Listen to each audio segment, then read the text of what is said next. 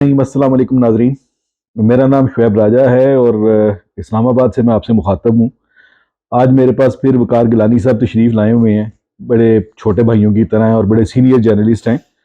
इनका एक अच्छा खासा तजर्बा है ये ब्लेस्मी वाले केसेस को कवर करने का। 15-20 साल इन्होंने इनको कवर किया हुआ है। आज वारबर्टन में जो वाकया पेश आया है, जो उन्होंने एक शख्स को वहां पे उन्होंने मतलब ये कि पुलिस की हिरासत से निकाल कर मार डाला, उसके ऊपर हम थोड़ी सी गुफ्तगू करेंगे। और इस पे हम थोड़ा सा उसका क्या कहना चाहिए, उसका एनालिसिस करेंगे कि ये क्यों हो रहा है इस मुआशरे में ना। बार बार मतलब सियालकोट का एक वाकया हुआ, फिर एक वाकया हो गया, इससे पहले भी एक वाकया हुआ, ये क्यों होता है?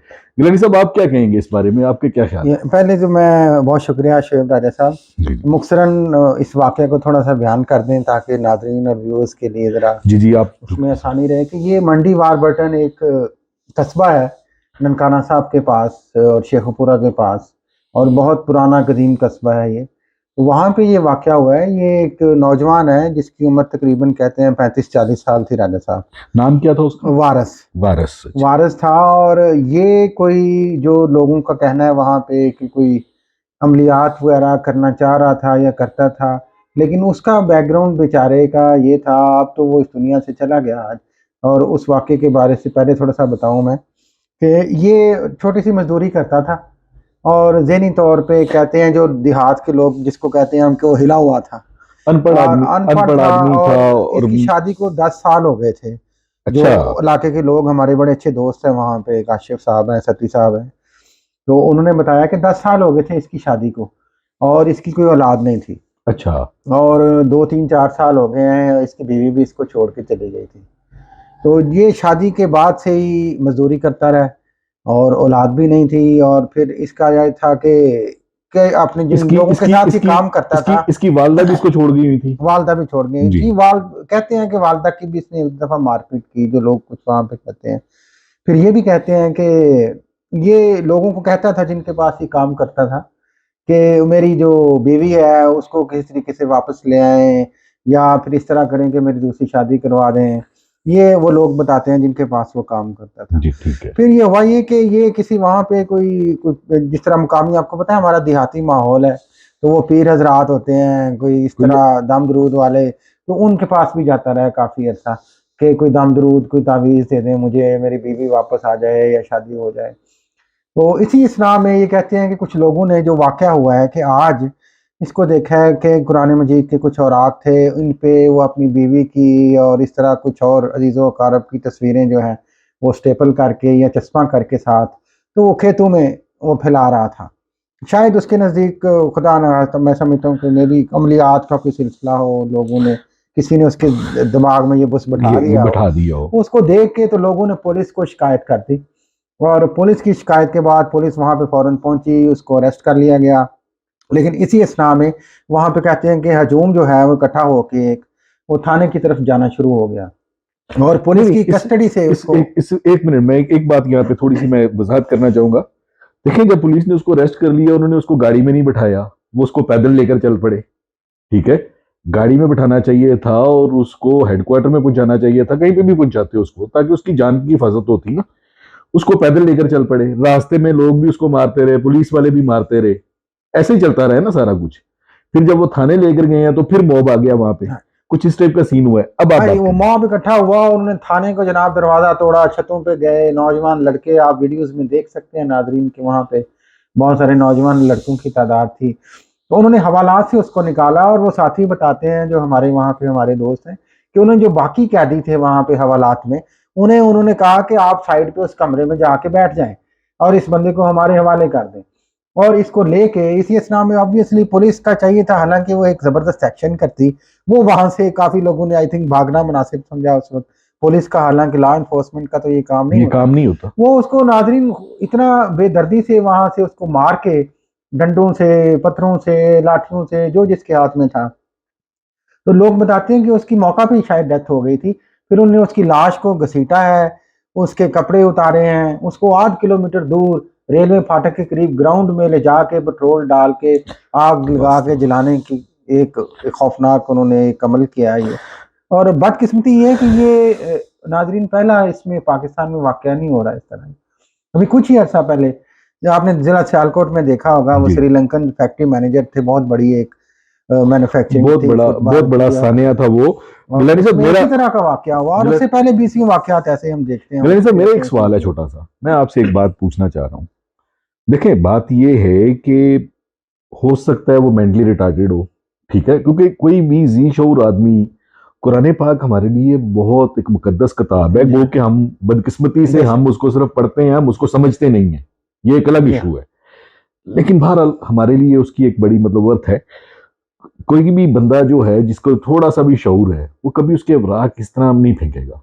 इसका मतलब ये है कि उसका मेंटली चेकअप होना जरूरी था, बिल्कुल। ठीक है ना। दिमागी तौर पे वो बंदा वीक था, एजुकेशन उसकी थी कोई नहीं, ठीक है। अब उसके बाद ये जो मॉब इकट्ठा हुआ, क्या आप इनको इंसान कहना पसंद करेंगे? ये लोग इंसानियत के नाम पे धब्बा नहीं है ये लोग? इनको शर्म नहीं आती ये करते हुए? क्या अल्लाह ताला से इजाजत लेकर आए थे ये? देखें, बदकिस्मती से पाकिस्तान का मुआशरा, जिसमें हमारे ख़ास तौर पे इस तरह के एरिया से, वहाँ पे जो मज़हब के नाम पे हम देख रहे हैं पिछले 40-50 साल से इस्तेहसाल किया गया है, और उसमें हमारे बहुत बड़े इदारों के नाम आते हैं इस तरह की मजहबी जमातों को पैदा करने में, पालने में, आगे बढ़ाने में। अभी रिसेंटली एक बहुत बड़ी जमात बन के आई है, तहरीक लबैक पाकिस्तान, आपने नाम सुना होगा। जी सुना है, और काफी सारे उसकी बंदे इनके क्रिएशन, भी थे। इसकी क्रिएशन किस तरह से हुई, ये सारी दुनिया और इसके मतलब मुख्तलिफ बातें जो की जा रही हैं, इस्टेब्लिशमेंट के मतलब इल्ज़ाम लगाया जाता है, हालांकि वो उसको डिनाई करते हैं। और बाकी इस असल में जब तक हम मज़हब को इस्तेमाल करना नहीं छोड़ेंगे, तो फिर हमें इस तरह के खौफनाक नताइज जो माशरे में भुगतने के लिए तैयार रहना चाहिए। मैं इसकी मिसाल ऐसे ही देता हूँ शुएब साहब, जैसे तालिबान की आज हम बात करते हैं कि तालिबान 80s में जिहाद के नाम पे बनाए गए, फिर उन्होंने अफ़गानिस्तान में जिहाद किया। इसी तरह हमने अपनी सोसाइटी के अंदर जो मज़हबी जमातें इस तरह की क्रिएट करके एक एक एक्सट्रीमिज़्म पैदा कर दिया है। अब उसको कंट्रोल करना काफ़ी हद तक आई मीन मुश्किल तो नहीं है रियासत के लिए अगर वो फ़ैसला कर ले। लेकिन उसमें इरादा, जिसमें अभी आपने बहुत खूबसूरत बात की कि सबसे पहले उसका काम था कि आप उसको मुतलका थाने में नहीं रहने देते। बिल्कुल। आप फौरन एक स्पेशल गाड़ी बुलाते और उसको, चाहे वो डिस्ट्रिक्ट पुलिस हेडक्वार्टर में या करीब ही आपके शेखुपुरा था लाहौर साहब, वहां पे शिफ्ट कर देते। ये पुलिस का काम था उसी वक्त उसको शिफ्ट करना, ये नहीं किया गया। फिर इस तरह की जो क्विक आपकी रिस्पांस फोर्स बनी हुई है यार, और इस तरह की हजारों चीजें हैं आपकी पुलिस के पास, आप फौरी तौर पे एक्शन लेते, ना कि वहां पे कुछ पुलिस अफसरान जो है वो सुनने में आया कि वो थाना छोड़ के चले गए।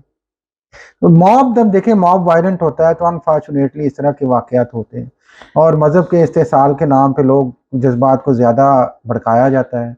लेकिन इस तरह के जब एक कानून बन गया और उस कानून के मुताबिक अगर एक बंदा पकड़ा गया, तो हमें कानून पे छोड़ना चाहिए कि उसके साथ क्या इंसाफ करते हैं। एग्जैक्टली यही बात है गिलानी साहब। दूसरी बात ये है, देखिए सबसे बड़ा बात मतलब इसमें इशू क्या बन रहा है, पुलिस ने जब उसको अरेस्ट किया, उसको अपने गाड़ी में नहीं डाला, जी उसको आप पैदल लेकर जा रहे हैं, 1.5-2 किलोमीटर का एरिया था, उस पर आप लेकर जा रहे हो, और आप वहां पे लोगों को, मतलब लोगों में एजुकेशन तो पहले ही ना होने के बराबर है ना, उनको आप इंस्टिगेट कर रहे हैं कि जिस बंदे ने कुरान की बेहरमती की है, इसने ये किया है, इसने वो किया है, हर अब वो बंदा तो अब खेतों में अगर लोगों ने देखा तो जो बात खुद ही फैल गई होगी, खैर ऑब्वियसली। जो भी है। अच्छा, उसके बाद हर बंदा जो आ रहा है, कोई इसको थप्पड़ मार रहा है, कोई इसको मुक्का मार रहा है, कोई कुछ कर रहा है, फिर आप उसको थाने लेकर जाते हो। थाने में जहां पर लेकर जाते हो, वहां पे मतलब ये कि मॉब इकट्ठा हो जाता है, कोई सरिया पकड़ लेता है, कोई कुछ पकड़ लेता है, हाँ, वो उससे वो डंडा सोटी जो जी, पत्थर जिसके हाथ में और आया, उसको मारते हुए ले जा रहे हैं यार, मतलब खुदा एक के बेईमाना बंदो, तरीके से देखें ना, बेईमाना तरीका है। बेईमाना तरीके से। लेकिन मैं आपको बताऊं, ये भी एक नैरेटिव बदकिस्मती से रियासत की कमजोरी की वजह से और रियासती इदारों की कमजोरी की वजह से, नाजरीन, हम देखते हैं कि साल हर साल से मैं इन केसेस को देख रहा हूँ कि ये एक नैरेटिव अब बिठा दिया गया है इस मुआशरे में कि इस तरह के केसेस में शायद ऐसे ही इंसाफ दिया जाना चाहिए, और अदालतें शायद इंसाफ नहीं करती, लिंगर ऑन करती हैं। उस माइंडसेट को फैला दिया गया है। अब इस चीज़ को बहुत सारे लोग बदकिस्मती से जस्टिफाई करते हैं कि ये बहुत अच्छा हुआ जी, उसको कौन सा इंसाफ मिलना था, उसने तो पहले ही कुरान पाक की बेहरमती की थी, उसकी तो सजा यही बनती थी, उसको दुनिया में इंजाम मिल गया। अब अगर हम ऐसे मुआशरे में इस तरह करेंगे, तो फिर तो इस तरह से आए दिन हम देखते हैं और हो रहे हैं, उसमें रियासती हमें जो रिट है ना, वो नज़र नहीं वो आती। नजर वज़ीर नहीं आ आज़म रही। साहब का स्टेटमेंट आया है, आईजी साहब का स्टेटमेंट आया है, उन्होंने एक ज़बरदस्त किस्म की, चीफ मिनिस्टर पंजाब ने भी कहते हैं इंक्वायरी कमेटी बनाई है। लेकिन इन वाकयात में हमेशा यही होता है राजा साहब गिलानी साहब कि बात ये कि कमेटियां बन जाती हैं, वो कमेटियां डल जाती हैं, फिर वो निकलती नहीं है बदकिस्मती से। मैं यही कहना चाह रहा हूँ ना, कमेटियां तो पिछले भी 50 केसेस में ये बन चुकी हैं। जी मतलब इन कमेटी से कोई फर्क नहीं पड़ने वाला, टू बी वेरी ऑनेस्टली। ये अगला वाक्य फिर कोई ऐसा खुदा ना खास्ता ऐसा वाक्य होगा। बात जो है वो ये है कि जो सियालकोट वाला वाक्य हुआ था, उसके उसमें से कितने लोगों को सजाए मौत ऐसे ही। उससे पहले मैं आपको याद कराऊं, एक बहुत ही बड़ा सानहा जो हुआ था, और 9 मुहर्रम का दिन था, मुझे याद है। ये आपको याद है कि बहुत ही बैनुल अक़वामी सतह पे नाज़रीन ये हुआ था मशहूर, वो शहबाज और उसकी बीवी, जो कसूर में कोट राधा किशन में, ये क्रिश्चियन कपल था। और उसमें भी इसी तरह की कुछ बात थी कि उसके असल में जो शहबाज का वालिद था वो ईसाई थे, मसीही मजहब से ताल्लुक़ रखते थे, लेकिन वो अमलियात करते थे। तो उसके उनके पास, मैं आपको बताता हूँ नहीं वाकया क्या हुआ, कि उनके पास कुछ इस तरह की इस्लामी किताबें थी, वो सारा कुछ एक ट्रंक में वो रखते थे। तो ही डाइड, और उसकी वफात के बाद ये दोनों भट्टे पे काम करते हैं, ईंटों पे बनाने वाले पे, ओए तो होए। इनको क्या नॉलेज होगी। इन्होंने, उसकी बीवी ने वो कमरा खाली करते हुए ना, वो ट्रंक जो है ना, उसकी किताबें इकट्ठी करके उसने कहा कि अब्बा जी गए तो अब ये सामान भी जाए। उसने वो फेंक दिया, वो रद्दी वाला कहीं से आके ले गया, वो रद्दी कहीं पे गिर गई, पता चला कि जनाब इसमें तो कुरान मजीद है। वो ऐलानात हो गए मसाजिद में। उस कपल को भट्टे में ऊपर जहाँ पे ईंटें बनती हैं उसके ऊपर रख के इस तरह जला दिया गया कि उनकी हड्डियां तक जल गई। तो अस्तगफुर। अस्तगफिरुल्लाह रब्बी व अतूबु अलैह। और ये इतना सानहा हुआ, और उसमें भी 100 से ज्यादा लोग जो हैं वो कोर्ट्स ने बाद में एविडेंस, लैक ऑफ एविडेंस की बुनियाद पर रिहा। गिलानी हमारी साहब, प्रोसिक्यूशन इतनी वीक है, इतनी वीक है इन मामलात में, कि लैक ऑफ प्रोसिक्यूशन की बिना पे इतने संगीन जराइम के लोगों को आप यहाँ पे छोड़ देते हैं। गिलानी साहब, ये तो फिर इससे मैं एक बात अर्ज करता ना चलूं। सिर्फ ये कि महरूम तबकात में, बल्कि मजहबी अकलियतों में और आम आदमी में भी, खुदा न खास्ता हमसे किसी से गलती से कुछ वाकया हो जाए, हर बंदा डर के बैठ जाता है। तो इस तरह से तो हम माशरे को बहुत कमजोर कर रहे हैं राजा साहब। नहीं देखें, ऐसा एक वाकया बहुत पुराना 90s की बात है, मुझे नहीं याद कि उस वक्त आप जर्नलिज्म में थे भी या नहीं। एक गुजरांवाला में हुआ था। मैं तालिब इल्म था उस वक्त कॉलेज ठीक में। है ना, गुजरांवाला में हुआ था। अच्छा, वो मुसलमान था, उसने कुरान पाक जलाया भी नहीं था। हम्म, उसकी वो बीवी के साथ उसका कोई झगड़ा हुआ, बीवी को वो मारने के लिए उसने हाथ उठाया, कहीं क्या हुआ है, ऊपर कहीं कुरान पाक पड़ा था, वो नीचे चूल्हे में गिर गया। अच्छा, उस वो जो था ना, वो अताई डॉक्टर जिसको बोलते हैं, अताई हाँ डॉक्टर मुझे था। याद आ रहा है, मुझे हाँ। वाकया ये हुआ था, उसको अच्छा, भी और मॉब ने इसी तरह लिंच कर दिया अच्छा, था। और वो उसने उसने खप डाली कि अताई डॉक्टर ने कुरान पाक जला दिया। वो अताई से ईसाई बन गया। उन्होंने उस डॉक्टर को पहले मारा, बाद में उसकी बॉडी को पूरे शहर में उसके मोटर बाइक के पीछे बांध के उसको घसीटा गया, बाद में उसको जला दिया गया। अच्छा, कुछ अर्से के बाद पता चला कि वो तो बड़ा मजहबी सा बंदा था, ये तो गलत हो गया है। बाद में उसका मजार भी बन गया। अच्छा अब इमेजिन करें ना इस कौम का, मतलब एक माइंडसेट चेक करें आप इन लोगों का, कि इनको समझ ही नहीं आती इस बात की कि हम क्या करने लगे हैं, इसके कॉन्सिक्वेंसेस का किसी को अंदाजा ही नहीं होता यार। बिल्कुल। हद इसलिए ही मैं है। आपको इसके बाद शायद ये वाकया हुआ काफी साल पहले नाजरीन, ये हुआ था कि बहावलपुर में एक बिल्कुल साइन टाइप मजबूब आदमी था, तो उस पर भी ये इल्ज़ाम था कि कुरान पाक की बेहरमती। और आपको पता है कि वो सैकड़ों का मॉब, जिसने वो पूरा थाना जला दिया था, तो बस यहाँ पे तो उसको घसीट के ले गए, उन्होंने हवालात में इसको मार के पूरा थाना जला दिया। मेरे ख्याल में इसको कंक्लूड करते हैं। देखें, बात बड़ी सीधी सी है। कुरान पाक जिसकी बेहरमती की बात कर रहे हैं, खुद कुरान पाक में अल्लाह ताला फरमाते हैं कि एक इंसान का कत्ल पूरी इंसानियत के कत्ल के बराबर मुतरदफ है। यानी उसमें किसी मुसलमान का जिक्र नहीं हुआ, एक इंसान का जिक्र हुआ है। वो कोई भी हो सकता है, वो हिंदू हो सकता है, वो सिख हो सकता है, वो ईसाई हो सकता है, वो कादियानी, कोई भी, एनीवन। अल्लाह ताला फरमाते हैं कि एक इंसान का कत्ल, ना हक कत्ल जो है, वो पूरी इंसानियत के कत्ल के मुतरदफ है। इससे बढ़कर और कुछ नहीं कहा जा सकता।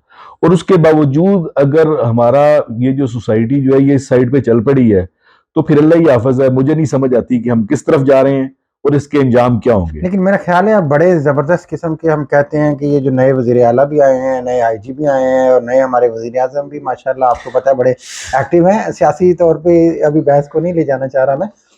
हमें ज़रूरत इस बात की है कि इसके मिस यूज़ को हर सूरत में रोका जाए, और लॉ इन्फोर्समेंट को ये यकीनी बनाया जाए कि इस तरह के केसेस को स्पेशली कैसे डील करना है, उसके लिए उन्हें ट्रेनिंग दी जाए, उसके लिए उन्हें प्रॉपर वे दिया जाए।